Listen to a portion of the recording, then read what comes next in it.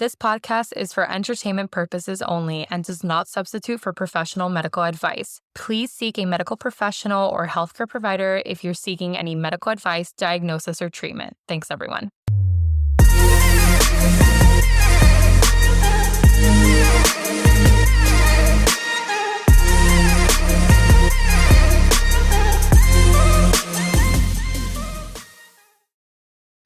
So, next one, how too much fructose can feed cancer tumors, written by Corey Pelk on December 11, 2024. So, recent research from Washington University, St. Louis, indicates that high dietary intake of fructose, which is a sugar commonly found in fruits, vegetables, and honey, may promote tumor growth in certain cancers, though. And that includes melanoma, breast cancer, and cervical cancer.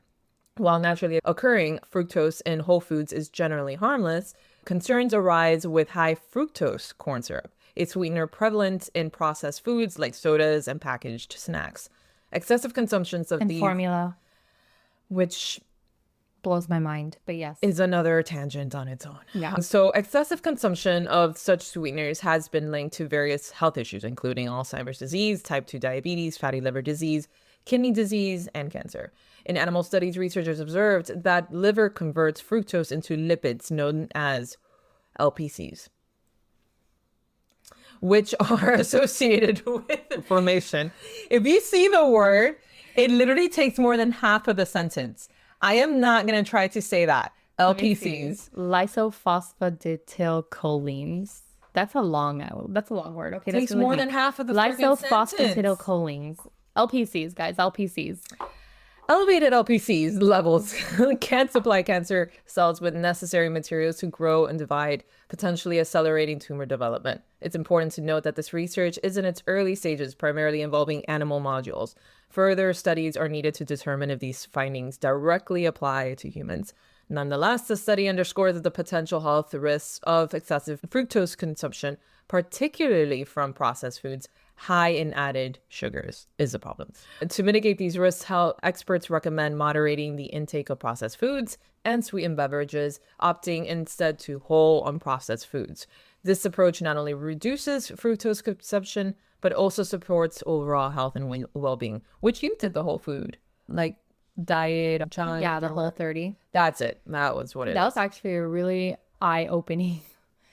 I've done keto, I've done Whole30, I've done low carb, I've done high protein. I haven't done the carnivore diet, but I've done Whole30, and out of all the diets that I've done, Whole30 was, yes, I think you naturally lose weight because there's a lot of things that you don't eat, and it's kind of just part of the process. But I think what Whole30 really taught me was, oh my God, everything has something that should not be in there. Exactly. And everything has sugar for no good reason. For no reason. And also, bacon. Why does bacon have sugar? Why does ketchup have sugar? Why does, and yes, I'm not trying to say that sugar is like this villain or whatever, but in certain instances, it is actually. Mostly here in the States, though. Yeah. Like here in the States, it's a problem. Like sugar's a problem. I think you can use sugar in certain things. 100%, but what opened my eyes about this is that when you look at it, Whole30 taught me how to read nutrition labels. That's what it taught me. And I did not do that before. So very valuable. It's extremely valuable. And it just taught me to just turn the box around or the can around or the bottle around and just read. Yeah. Read. What does it say? And if it had, it got to a point where if it had a list like of more than 6 or 7 ingredients, I put it back on the shelf. Yeah. Because I just taught myself why is that in there? That's not necessary. I don't need that. Yeah. So again, it's a very strict diet too. That's why it's only really meant to do for 30 days. It's supposed to be kind of a reset. Maybe if you're like struggling with allergies or something that's bothering you and you don't really know what it is. So a lot of individuals can use it as an elimination diet and then slowly reintroduce those types of foods back into the diet. However, the main thing that I took from that is, 1, the way that I feel without alcohol is crazy. 2, I read nutrition labels. And 3, sugar is in everything. Everything. So is soy. Soy too. Yeah. That was another one that I said, what? Why? I don't understand that. Yeah. In the most innocuous things, it's like, why? What is soy doing in here? Yeah, and it did teach me how to eat more whole foods. Yeah. So I think that was a huge part of it. And again, I didn't feel restricted. I had bacon. Yeah. You know, I had all other things. I had potatoes. I had everything else. It just had to be whole, Right. without any additives. And then yes, no dairy, no legumes, no soy, no processed foods, Right, no right. alcohol, Right, no right. sugar. So yes, it is really hard. And those first few days, you're struggling, right? Because everything in your house has that, Everything. right? So yeah, you kind of struggle, but after the first week or so, that's it. You kind of just start getting used to doing things, and it really like trains you on how to eat better. Interesting. Yeah. Yeah. I mean, we could go on a whole big tangent on how bad On like popular diets. yeah, popular diets and how bad like our food is. I learned in Grenada about the reading of the labels. Yes. Bread. Yeah. Why is like an ingredient list for bread like this long? I know how to do bread. I do bread from scratch. I need like maybe 3 to 4 ingredients. Period. Like there's nothing else that needs to go into bread. Yeah. It's It has this for stabilization. It has that for this and that. when I actually started doing bread, and then I lived in Grenada, and I had a friend that she was pretty granola, but like whatever. She taught me a lot of things like this. She's like, I don't buy bread that has more than, I don't remember what she said. Like, I think it was like 4 or 5 ingredients. And I'm like, you're right. Yeah. Now knowing how to do bread, I'm like, there is no need. Yeah. There isn't. Yeah. All right. So too much screen time harms preschoolers' sleep behavior. Newsflash. This is literally my conversation every single day. Well, we did a whole last episode on it, Yes, so check that out. Exactly. So this is by Health Day on December 12th, 2024. So excessive screen time can negatively impact preschoolers' sleep and behavior. A recent study found that increased screen exposure is linked to sleep disruptions, which may lead to attention difficulties, hyperactivity, and mood swings in young children and adolescents. The study didn't specifically say adolescents. I'm just saying by experience. The study published in the Journal of Early Child Development and Care highlights a concerning cycle. More screen time leads to poor sleep, which in turn exacerbates behavioral issues. This cycle can be challenging for both children and their caregivers. Of course. Right? For me, my daughter is a different child when she's on the screen. She's, I don't know, just so crazy. Mostly at that age, yeah. I did see that with Amora at that age. God. Like now it's a little easier, but at that age, it's very, very impactful. Yeah. And then to promote better sleep and behavior in preschoolers, experts recommend limiting screen time, especially before bedtime, encouraging alternative activities such as reading, outdoor play, and interactive family time that can also support healthier development. Yeah. So this screen time has obviously exploded. The world of the internet has exploded. The world of YouTube has exploded. Big time, yeah. And yeah, I'm not saying that if you're trying, again, we're realistic here. You and I are both moms. Yep. Our kids have screen time. Oh, yeah. Yeah. I'm not saying that if I'm trying to make dinner for 20 to 30 minutes, that my daughter is not watching some Disney princess movies. Yeah. So it's just. If you're in a long drive, something's gonna give. Exactly. Something. You know, I'm hoping that she'll just sleep. But at the end of the day, but you know what? Here's the thing.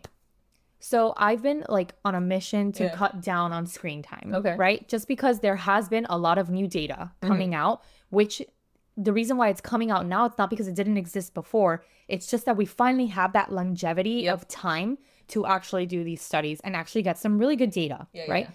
And there is data pretty much solidifying that connection that everyone has always been wondering. Right? Yeah. So I've been on a mission to cut it down. Okay. Right?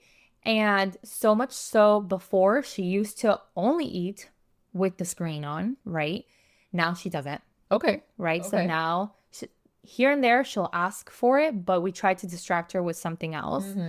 And don't get me wrong, there's still some days where I lose that battle. Of course. But it's significantly reduced. Tell me why she doesn't have a tablet. Okay. I haven't given her a tablet. That's just a personal decision that I did.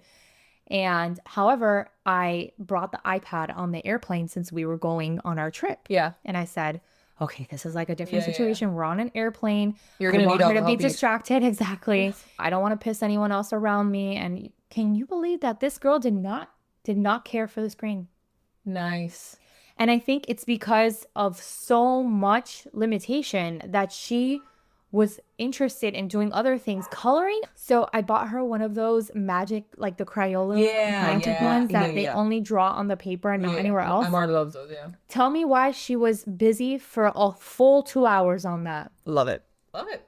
That's amazing. So at the end of the day, there is a lot of data now showing the negative side of screen time that we all suspected, and we're all seeing now that it's true. Yeah. Right. So yeah, and especially this article is saying before sleep, I cannot stress the importance of saying no screen time. And everyone's kind of just like, what? Like if I have 3 heads and it's like, no TV. And they're like, oh, but my husband wants to come home and watch TV. That's a family decision that you're going to have to make. Yeah. I mean, that's me. I fall asleep with the screen on. Yeah. With at least the phone. Exactly. Yeah. And I'm very guilty of that. I was like, just do it for a couple of weeks. Yeah. You will see that your child will go to sleep earlier and y'all will have your own personal time to watch some TV. Yeah, that's true. You know, but it's like a family decision that they have to come to. And it's like it's a dedicated step. Yeah. Oh, yeah. You have, and it takes a bit to get used to it too, which is the hard part as well, you know? Yeah. But anyway, all right. So next one. FDA recalls more than 233,000 bottles of antidepressant over possible cancerous chemical in the bottle.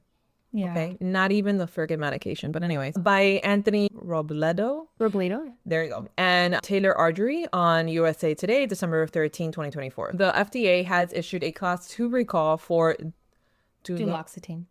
Delayed release capsules produced by Rising Pharma Inc. due to the presence of N-nitrosoduloxetine. impurity above reduced limits, which is potentially carcinogenic. Over 550,000 bottles of antidepressant used to treat depression, anxiety, fibromyalgia, and nerve pain were concerned. Class 2 recalls indicate that the use of the product may cause temporary or reversible health issues with a low risk of severe health consequences. Patients currently taking Duloxetine should not abruptly stop their medication, as this can lead to withdrawal symptoms such as irritability, nausea, dizziness, vomiting, nightmares, headaches, and even suicidal ideation. It's crucial to consult a healthcare provider to discuss alternative treatments or to establish a safe plan for tapering off the medication if necessary. Yeah. So just don't like, oh my God, I have it, like stop. No. Yeah, don't do exactly. that. But go talk to your provider. Again, this is the extended release Duloxetine. When this came out, I kind of felt a little bit, that kind of sucks because Duloxetine is really used for a lot of different medical indications. It's fibromyalgia and everything. Yeah, for pain. Yeah. I mean, it is an adjunct medication that really helps a lot of people. Yeah. And again, this is the extended release. I haven't seen any information on the regular tab. Yeah. But again, if you are taking the extended release, it's just good to maybe talk to your pharmacist. Okay, they'd probably have a pretty good amount of information of if that one is part of that recall. And then also your physician to see if there is any other alternatives. Right. But hopefully they get that fixed because Duloxetine has been around for quite a while. It's not even the medication, it's the bottle. Yeah. So anyway, back to plastics. Yes, exactly. Yeah. All right. So next up, eat less meat, more beans and lentils for protein. New USDA guidelines say. All right. So this is by Health Day, December 13th, 2024 is when it was published. The U.S. Department of Agriculture has released new dietary guidelines recommending that Americans reduce their consumption of red meat and processed meats and increase their intake of plant-based proteins, such as beans, peas, and lentils. These protein-rich legumes offer numerous health benefits, including lowering blood pressure and reducing the risk of cardiovascular disease. Now, the guidelines also advise limiting added sugars, sodium, saturated fats, while promoting a diet rich in veggies, fruits, whole grains, nuts, and fish.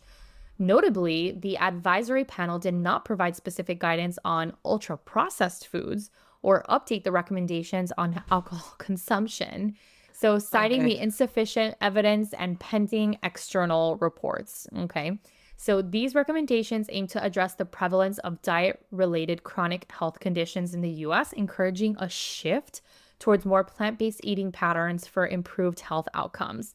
So, yeah, I mean, does it really surprise us? Jules and I have been doing a lot. I mean, I feel like part of every recap. Yeah. Well, we have episodes, the carnivore versus Yes, the omnivore. omnivore diet. Check that episode out. There was like a great amount of information. Yeah. And it does show that the omnivore diet Yeah. is Superior. beneficial. Yeah. Yes. Yeah. And I'm not saying not to eat No. animal protein. That's But not what we're saying omnivore here. is that. You have it in. Exactly. But it's not just like the carnivore diet that it's only that. Only that. Exactly. So, you know, a lot of new research coming out. I think there's a lot of new, I think social media as well Big time. has released this like plethora of information Well, it's where like put a spotlight on these things. exactly it puts spotlights on things that maybe weren't really, maybe were just brushed off before for whatever reason. Yeah, for and whatever. now I'm happy because these are new guidelines that I can also tell my patients, say no, like the USDA has now provided new recommendations. Yeah. You really should be eating more plant-based things.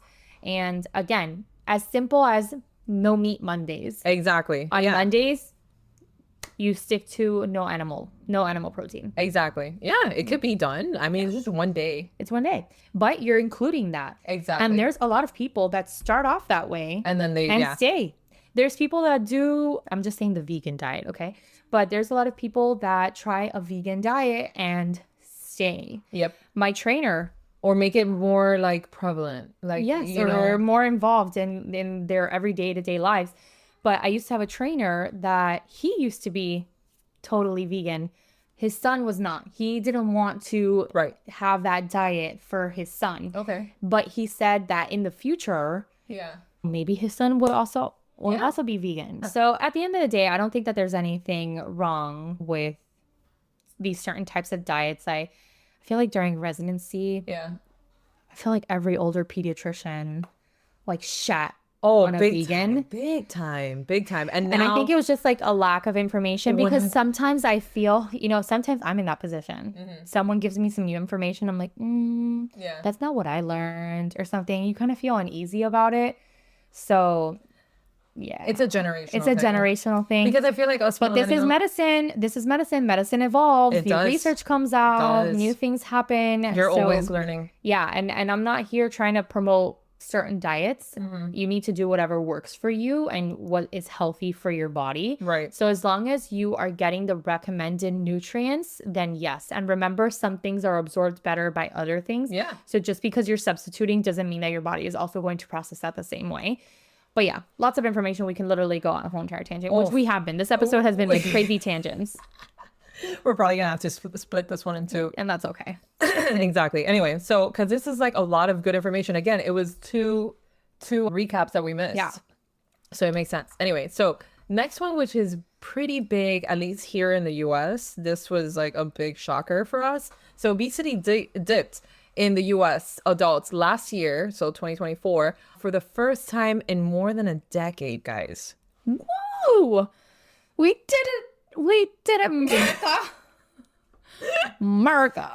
That's something to be proud of. Yeah, I know, I seriously. guess. And it was, you guessed it, because of medications and new medications that have come out. Yeah. I know this is going to be a little bit of a touchy subject because a lot of people are like, what the But let's just, you don't need let's not be medication for it. judgy. Okay, let's look at the overall win. Okay. Exactly. Let's just, all right. So this is by Denise Chow and Akshay Sayal, MD, on December 13th, 2024. So for the first time in over a decade, obesity rates among U.S. adults have declined. A recent study published in the JAMA Health Forum reports a decrease from 46% in 2022 to 45.6% in 2023.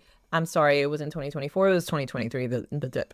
This reduction is partly attributed to the increased use of GLP-1 receptor agonists such as Ozempic and Wegovy, which have seen a 700% rise in prescriptions from 2019 to 2023. So if you are one of those really, really lucky individuals that bought stock in 2018 or 2019, you are doing Good for great. you. Yeah. Good for you. You're doing wonderful in life and you make great decisions. Anyway, so the most significant decreases were observed among women across multiple age groups and adults aged 66 to 75, particularly in the South, where the use of these drugs is highest.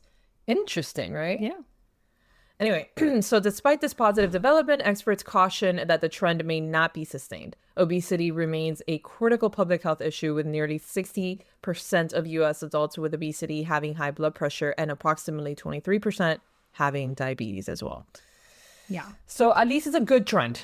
Okay, the trend of lowering obesity. Yeah. And at the end of the day, that's a good thing for Exactly. the individual people that are obese. That means less comorbidities, less deaths associated with obesity. The pushback that I get from this, at least from like social media, because like I do post these things on like our stories and whatnot, and then I do get like pushbacks from it, like saying, hey, but like it's you're treating it with a medication instead of like healthy diet, healthy exercise. And I'm like, That's true. it's true. That's true. However, there are people that do eat a healthier diet and they can't. and with the medication, right? Exactly. Again, we're not trying to say that This is it. This is the most natural thing. No, I think everyone is fully aware that the reason why we've had this downtrend is because of these medications. But again, a lot of these medications has really pushed people to eat healthier, to live a healthier lifestyle, to maintain that weight, to be, to come off. So yeah, no, I totally agree. Not everything is, there are a lot of people that use it to just, I need to shed a couple of like pounds and I need to starve myself, so I'm going to inject myself. No, this is not the reason why you should be doing it. Yes, okay, everyone is on the same page about that. Yeah. But we're talking about like morbidly obese people with a lot of comorbidities, and this is a stepping stone. This is not like, it's a good stepping stone to get that reduced and then to learn how to like properly eat, because these medications will stop you. Like you will not be able to eat as much as you were. So you're learning at the same time. This is just, I don't know. There's a lot of different ways to view it. It's just a good trend, at least. Yes. A good downward trend. Exactly. All right. So next up, AI-powered blood tests first to spot earliest signs of breast cancer. This is by the University of Edinburgh on December 13th, 2024. Researchers at the University of Edinburgh have developed an innovative non-invasive blood test that utilizes artificial intelligence to detect breast cancer at the earliest stage, known as stage 1A. We're living in the future, guys. Yeah, we are. This is a groundbreaking method that combines laser-based Raman spectroscopy with machine learning algorithms to identify subtle biochemical changes in the blood plasma that occurred during the initial phase of breast cancer. In a pilot study, so pilot just means in one of those first studies out there, in a pilot study involving 12 breast cancer patients and 12 healthy controls, the test demonstrated a 98% accuracy rate in detecting early stage breast cancer. Additionally, it accurately distinguished between the 4 main subtypes of breast cancer with over 90% accuracy, potentially enabling more personalized treatment approaches. Now, traditionally, breast cancer detection methods such as a physical exam, the mammogram, and biopsies often identify the disease at a later stage, right? Because it's hard to catch something really early on. Especially that early, that it's like very early. Yeah, exactly. Now, early detection is crucial for improving treatment outcomes and survival rates.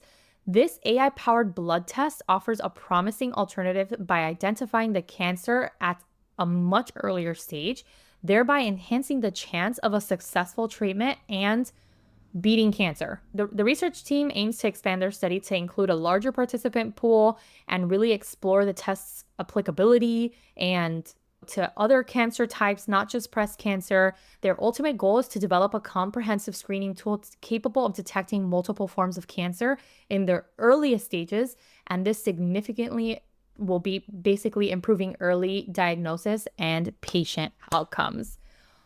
Wow. Isn't this amazing? When I saw this, I'm like, I have God. to include this. Like, it's just like amazing. It's just, I saw a comment the other day saying AI is like the air fryer of medicine.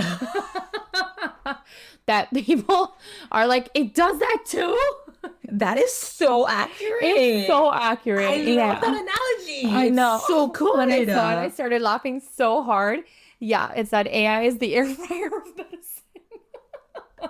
My mind is blown because that is exactly it. That's exactly it. I'm telling Oh you, my the God, internet, that's I know. the internet is unbeatable. It really is. It's sometimes a wonderful place and sometimes it's a pit of hell, but still like that's a great moment right there. That is so true. Yeah. Oh my God. Anyway, so this drug is a quote unquote breakthrough of the year, and it could mean the end of the HIV epidemic. So this was on December 12th, 2024. Lenacapavir, a new HIV medication developed by Gilead Sciences, has shown remarkable promise in both treatment and prevention of HIV infections. As a capsid inhibitor, it disrupts the virus's protective shell, effectively halting its replication. Administered via subcutaneous injection, so under the skin. Every 6 months, lenacapavir offers a convenient alternative to daily oral medications, which is typically the norm right now, or the gold standard. I think that's like, Gold standard. In clinical trials, lenacapavir demonstrated 100% efficacy in preventing HIV among cisgender women, with no infections reported among participants receiving the drug. Similarly, studies involving men and gender diverse individuals who have sex with men showed a 96% reduction in HIV infections, highlighting its broad protective potential. Beyond prevention, lenacapavir has been approved for treating multi-drug resistant HIV in adults, providing a new option for those with limited treatment options. The U.S. Drug Administration, the FDA, approved lenacapavir in December 2022, marketing it as the first capsid inhibitor available for HIV treatment. Efforts are underway to make lenacapavir accessible globally. Gilead has reached agreements with generic manufacturers to produce the drug for more than 120 low to middle income countries, aiming for availability in the late 2025 or early 2026. This initiative seeks to provide the medication to at least 2 million people over 3 years, addressing disparities in HIV prevention and treatment access. Nice. Amazing. I know. I feel like this is our generation's the antibiotic penicillin. Yeah, exactly. Right? Yeah. It's amazing. It's amazing. I loved it, that the fact that they're even working with generic companies to like make it that much more accessible. You know, it's not a greed thing at this point. It's more like, let's get it out there. I know. And the world of HIV is such a complicated, big world. Absolutely. So Absolutely. I always feel like any advancement in HIV is just that much better. It's been around for so long. We need to get rid of it already. Like, come on. You know, pesky little guy. It is. Yeah. It's a very, very smart virus. Yep. Anyway, that's you. All right. So FDA approved. I literally just included this morning. Oh my goodness. Yeah, this is fresh off the press on December 21st. And we're going to have to make an updated video on Zepbound. 100%. Yeah. 100%. FDA approves weight loss drug Zepbound for sleep apnea. Just another one for the books for Zepbound. Can we just appreciate how like luxurious she looks right now? Like, do that again. That. No, I'm joking. This is Julie's, by the way. She let me borrow it. Oh, check out our behind the scenes. Yeah. Girlfriend. I told you this was a New Year's You just told me it was the episode. You did not tell me that there was an attire. I opened the door and I'm in flannel. I'm in flannel. Okay. Flannel with my hair off to the side, down, minimal makeup, nothing crazy. Julie opens the door. She's like in this like lacy, furry, hair curled, dark maroon lips, eyeliner on fleek. And I'm just like, that's why. Where are we going? And the way that I opened up the door too, I was like, yeah, she opened up the door and I was like, I literally turned around. I'm like, what? I like scared her. Yeah. Like, you were scared there for a moment. You're like, what's happening? All I said was the stark difference between us right now. Well, even Mario walked into the room and because he's here today and he's like, what is happening? Yeah. Exactly. So check out our behind the scenes. Thank you, Julie, for letting me borrow this getup. It suits you so well. I match you way better now. I don't look like I don't even know. I don't even know. I looked like I was going to a soccer game or something. But anyways, all right. So this article is by Berkeley Lovelace Jr., December 20th, 2024. And this was on NBC News. The U.S. Food Drug Administration, so the FDA, has approved Eli Lilly's medication Zepbound, which is also known as tirzepatide, as the first prescription drug for treating moderate to severe obstructive sleep apnea in adults with obesity. Obstructive sleep apnea is a condition characterized by repeated interruptions in breathing during sleep, leading to symptoms such as snoring, fatigue, and excessive daytime sleepiness. So traditionally, it has been managed with medical devices such as CPAP, which everyone hates. Now, CPAP is also progressed too. It's not as crazy as it was before. I mean, my mom just got she's getting a new CPAP now, and it's like wireless. Yeah, exactly. It's actually, the world of CPAP has actually changed a lot. Mind blowing. I was like, what the? Yeah. Anyway. Much more travel friendly too. Yeah. Now in clinical trials, nearly half of the participants with moderate to severe OSA, so obstructive sleep apnea, experienced significant improvements while taking Zepbound. Obviously, you lose the weight, you lose a lot of that. It's mechanical. Yes, exactly. A lot of that mechanical portion of OSA. Because think about it, guys, and correct me if I'm wrong. It's like you have all this fat, like here, chronically, mechanically. This is not like an internal, just like physical, like obstruction of your throat. Exactly. So you're breathing as you're laying down, sleeping. Yeah. So it's the weight, it's the gravity, everything. Yeah, exactly. Now, Zepbound is a GLP-1 receptor agonist, like we've discussed many, many times before. Now, initially developed for type 2 diabetes and weight management, its effectiveness in treating sleep apnea is attributed to the weight loss. So that reduces excess fat tissue that can be obstructing the airways during your sleep. Now, this approval positions Eli Lilly ahead in a competitive market for anti-obesity medications, which analysts predict could exceed 100 billion in annual sales by 2030. What the fuck was I doing in 2018? Comiendo mierda is what I was doing. Yep. Like I should have invested. We should have invested in Eli Lilly.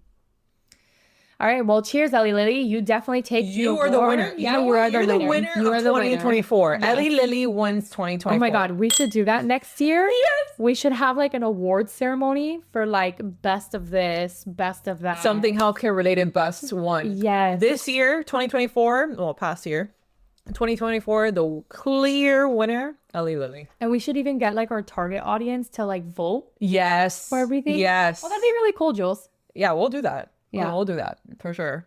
Anyway. All right, guys. So thank you guys for tuning in. This ended up being a two-parter because I mean, it was a little longer than usual, but we haven't done an episode on, like the recaps and all of that in a really long time.